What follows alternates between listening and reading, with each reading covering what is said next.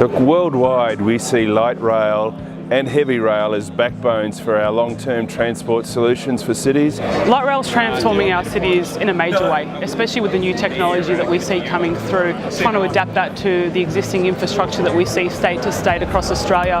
The new technology, obviously catenary free, is a really big deal right now, and it's something that has to be driven through the light rail development system, which I think Bombardier is doing quite well. With every new project in light rail, owners, operators are looking for ways of means to provide a better solution.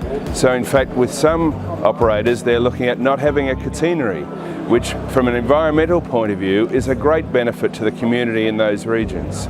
Certainly new technology being brought into operation by the Chinese in Europe and now in some of the operations in Australia will provide a far better solution for all of our commuters. I think in terms of digitalisation for light rail, you really do need to look to the next gen to help us develop a lot of those packages.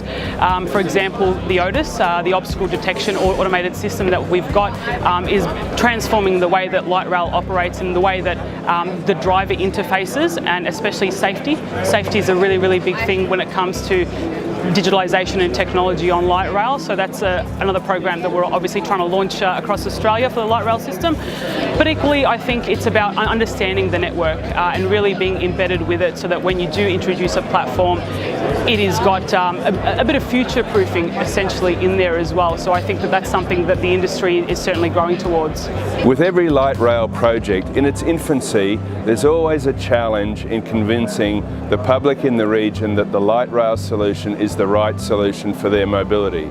But if you look at examples worldwide, that once light rail is installed, the local community and the commuters look to, well, where else is this going to be expanded to? And Gold Coast Light Rail is a typical example. For us, the Light Rail Conference is really twofold. It's about learning, it's about making sure we're up to date with what our partners and what our competitors are doing certainly, but also being able to kind of show what we're doing as well and what we're doing in terms of bringing world best practice to Australia. And I think we are far and away quite developed in that area, but there's still a lot to learn, and there's a lot more challenges that we're all going to be faced with as an industry. So I think being quite open to it and really just hearing what everyone has to say and what everyone's working on, and then ways to partner with them as well, is really important for us.